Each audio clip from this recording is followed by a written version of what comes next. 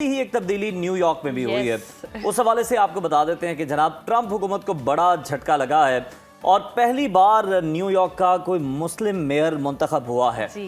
Zohran Mamdani New York city के पहले मुस्लिम mayor मुंतखब हुए हैं और अमरीकी मीडिया के मुताबिक मेयरशिप के लिए आज़ाद उम्मीदवार और रिपब्लिकन उम्मीदवार मद्दे मुकाबल थे। ज़ोहरान ममदानी ने मेयरशिप के लिए इलेक्शन में 50% से ज़ायद वोट हासिल किए और अगर देखा जाए तो तकरीबन ये कोई 20 लाख के करीब वोटर्स का टर्न आउट रहा और बताया जा रहा है कि 2001 के बाद इतनी बड़ी तादाद में जो लोग हैं वो बाहर निकले हैं, उन्होंने वोट कास्ट किया है और ऐसा आखिरी बार 2001 में हुआ था। और उज़ैर ये बहुत ज़बरदस्त टाकरा था और बड़ी ज़बरदस्त बात है और हैं भी ये यंग और यकीनन यंगस्टर्स की इन्हें हिमायत भी हासिल रही है। यस, तो इसी तमाम तर सूरत हाल पर बात करने के लिए हमारे साथ मौजूद हैं प्रोफेसर नईम ज़फ़र साहब कैलिफोर्निया से। बहुत शुक्रिया आपके वक्त का। नईम साहब, कहिए, जिस तरह से ये मुस्लिम भी हैं और अब जो है इंतखाब जीत कर आ भी चुके हैं, इनको कंपैरिजन जो है इनका किया जा रहा है डोनाल्ड ट्रंप के साथ और जो वादे दावे जो हैं वो वक्त की ज़रूरत है इन्होंने भी किए हैं। आने वाले दिनों में क्या लगता है कितना टफ होने जा रहा है इनके लिए? अच्छा, वैसे बड़ी कॉन्ग्रेचुलेशन करनी चाहिए कि बड़ी बात है कि ऐसा बंदा जिसको कोई इम्कान नहीं होगा जीतने का, जीत गया है। इसका मतलब ये है कि जो डेमोक्रेटिक पार्टी में एक रिजुविनेशन आ गई है। इनके पास ना कोई लीडर था, ना कोई ऐसा प्रोमिनेंट बंदा था। Nancy Pelosi, Hakeem Jeffries, nobody even knows who he is. तो ये नया ब्लड जो आया ना, इससे जो रिजुविनेट हुई है पार्टी, ये बड़ी बात है। अच्छा, इसका काम आसान नहीं होगा, काम इसका मुश्किल होगा, इसको हर किस्म की रेजिस्टेंस आएगी, लेकिन इसका फर्क नहीं पड़ता कि उसने जो ये साबित किया है कि कोई बंदा जो कि आइडियाज अच्छे हों वो लोगों को लीड कर सकता है, वो प्रोमिनेंट हो सकता है और इलेक्शन जीत सकता है। तो इसका करिश्मा was the main reason he won. उसके आइडियाज थोड़े से इतने मेन स्ट्रीम नहीं है, लेकिन उसका करिश्मा है, लोग ट्रस्ट करते हैं, लोग बिलीव करते हैं, वो यंग है, सारे यूथ वोटर्स उसके साथ वोट कर रहे हैं उसके साथ। So it's a very positive change for American Democratic Party and American political landscape. So very excited about this. Professor साहब, बिल्कुल आपने ठीक कहा कि चैलेंजेस भी बहुत ज़्यादा होंगे और ये सारी चीज़ें अपनी जगह पर मौजूद हैं। पर्सनैलिटी ब्रेक क्रिस्मेटिक है, जो नौजवान है वो इनके साथ बहुत कनेक्ट हैं। लेकिन अगर हम दूसरी तरफ देखें तो क्या मुश्किलात इन्हें मुमकिन तौर पर फेस करना पड़ सकती हैं?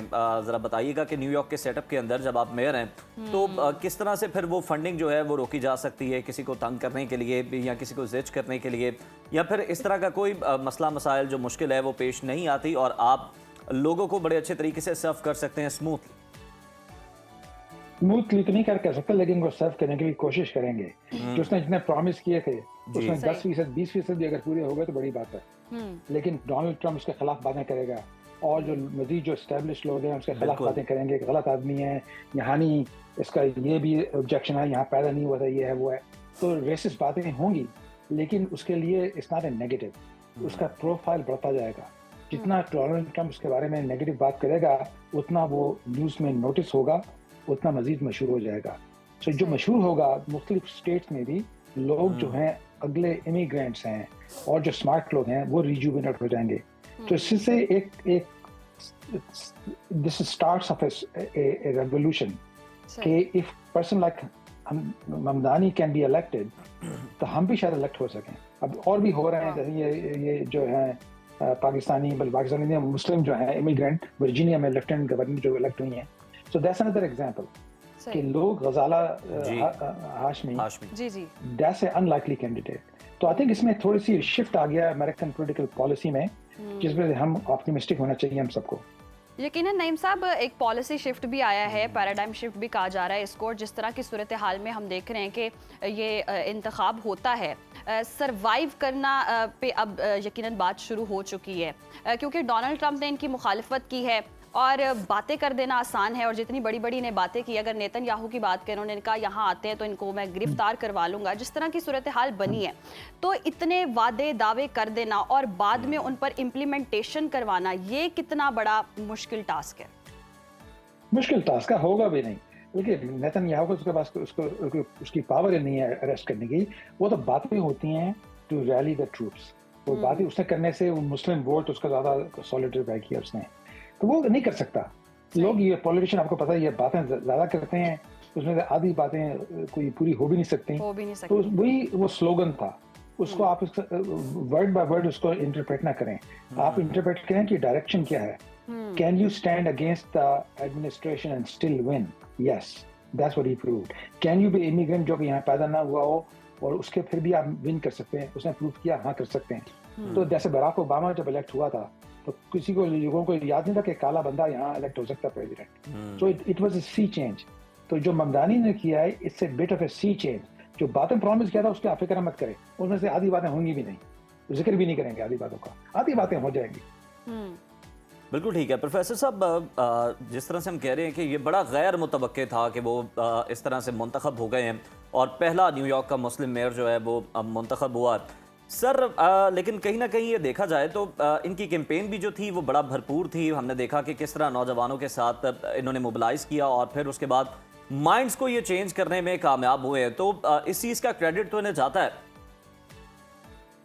बिल्कुल जाता है, और उन्होंने बड़ा इफेक्टिवली उनके बता रहे थे कोई 1 लाख वॉलंटियर्स उसके लिए काम कर रहे थे जी। तो उसने काफी एनर्जाइज किया है, उसने कैंपेन ऐसी बनाई है कि यंग लोगों को एंगेज किया है। उसने सोशल मीडिया का बड़ा इस्तेमाल किया इस तरह से कि बड़ा इफेक्टिवली टेक्नोलॉजी का इस्तेमाल किया है। सो देखें ना, ये नए तरीके जो इस्तेमाल किए जा रहे हैं कि अपने वोटर्स को टच करने के लिए, जो टर्न आउट था जो यंग वोटर्स का was the highest in New York city. तो आप कैसे करते हैं 18 साल 19 साल 20 साल के लोगों को क्या काम छोड़ के जाके वोट करो? तो he was able to do that. That's very critical for the future election. So I think Democratic Party is finding its voice. The voice is young people, which they have been ignoring. So hopefully this will create some momentum. That's the sea change I'm talking about. तो नईम साहब, आपको क्या लगता है ये आने वाले दिनों में माहौल में ढल जाएंगे? क्योंकि डोनाल्ड ट्रंप की तरफ से मुखालफत भी बहुत ज़्यादा आई और उन्होंने बहुत एफर्ट की कि जो इनके ऑपोजिट में थे वो जीत पाएँ, लेकिन नहीं हो सका। एक पॉलिसी शिफ्ट आया, नौजवान नस्ल ने या अमेरिकन जो हैं वो अब चेंज चाहते हैं। तो हमने देखा है कि जो डोनाल्ड ट्रंप की सियासत है वो थोड़ी सख्त है, और जैसे टैरिफ की बात कर लें, इमिग्रेंट्स के हवाले से बात कर लें, सारी सिचुएशन हमने देखी है, तलबा को गिरफ्तार करवाने के हवाले से हो, कोई भी पॉलिसी हो, और इनकी बिल्कुल डिफरेंट पॉलिसी। इस नैरेटिव के साथ सरवाइव करना और अपनी बात को मनवाएंगे, या फिर कोई चेंज आप देख रहे हैं कि वक्त के साथ ढल जाएंगे? ये भी कुछ थोड़े से ढलेंगे, लेकिन आपकी एक बात इंपॉर्टेंट बात जो बात कर रही है उसमें एम्फसाइज किया जाए, जैसे कि जो पॉलिसीज हैं ये सिर्फ चल सकती हैं, इस आवाज से इलेक्ट हो सकता है न्यूयॉर्क में या बॉस्टन में या सैन फ्रांसिस्को में। अगर आप सेंट्रल ऑफ अमेरिका जाएं, मिड वेस्ट में जाएं, जो बातें कर रहा है ये बिल्कुल इलेक्टेबल नहीं हो सकता जी। सो दो अमेरिका हैं, जो रेड स्टेट्स हैं in the centre of the country, उसकी जो ममदानी की policy will not fly at all. So this is a signal but it's not a proof कि उसकी पॉलिसी सिर्फ न्यूयॉर्क सिटी जो इतना डाइवर्स है, बेशुमार इमिग्रेंट पॉपुलेशन है, बहुत लोग एजुकेटेड हैं और ब्रॉड माइंडेड हैं, बॉस्टन भी ऐसा हो सकता है, सैन फ्रांसिस्को भी हो सकता है, हर जगह नहीं चलेगी, लेकिन ये सिग्नल दे रहा है। Signal is directional. डायरेक्शन ये है कि young person with charisma who can speak to the language of the voters can win, even if it's not from this country, even if it's not born here, even if Donald Trump hates him. That's a signal. Naeem साहब, आप central America की बात कर रहे हैं, आप red states की बात कर रहे हैं, तो यानी अब ये कहना चाह रहे हैं कि बड़े अगर हम जाएं कैनवस पर तो ज़ोरान ममदानी जो ये बातें कर रहे हैं, जो ये वादे कर रहे हैं, फ्यूचर कोई बहुत ज़्यादा ताबनाक नहीं है, क्योंकि वहाँ पर जो डेमोग्राफी है, वहाँ पर जो सोच है वो बिल्कुल ही डिफरेंट है, बिल्कुल ही ऑपोजिट है। जी, आपके पास सही है, बिल्कुल मुख्तलिफ है। तो हर स्टेट की अपनी पॉलिटिक्स है, हर स्टेट की अपनी लीनिंग है, कुछ राइट पे हैं, कुछ लेफ्ट पे हैं। लेकिन न्यूयॉर्क सिटी में जैसे उसने बताया ना, अब देखें इस तरह सेंट्रल मिड वेस्ट में भी लोग आएंगे democrat, but they will have a different message, not same as Mamdani, उनका अपना मैसेज होगा। लेकिन मैसेज यह है कि अगर मेरे पास माकूल हैं पॉलिसी जो कि मैं आर्टिकुलेट कर सकता हूँ, अपने वोटर को एनर्जाइज कर सकता हूँ, तो हम भी जीत सकते हैं। हम ये नहीं कि डोनाल्ड ट्रंप इतना छा गया कि इंसान बैठ जाएं, सो जाएं, बस नाराज हो जाएं।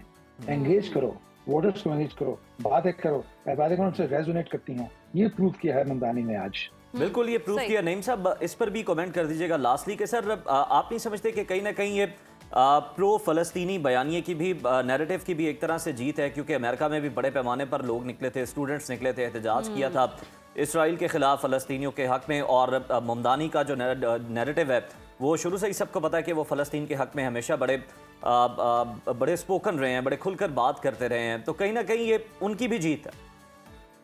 बिल्कुल जीत है। उसकी वजह यह है कि जो नई जनरेशन है ना, पीपल जो 30 साल से यंग हैं, उनकी एटीट्यूड इसराइल के बारे में बहुत मुख्तलिफ है कि जो लोग 50 साल से बूढ़े हैं। तो इसने उसको उनको ही spoke to those people, young people.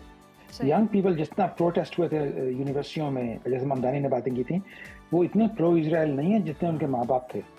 तो देयर इज शिफ्ट हो रही है। जब ये लोग मुल्क को चलाना शुरू कर देंगे तो अमेरिका और इसराइल का जो ताल्लुकात मुख्तलिफ हो जाएंगे। तो ये एक अच्छा और बेहतर चेंज होगा। बहुत शुक्रिया प्रोफेसर नईम साहब आपके वक्त का, और यकीनन एक पॉलिसी शिफ्ट हम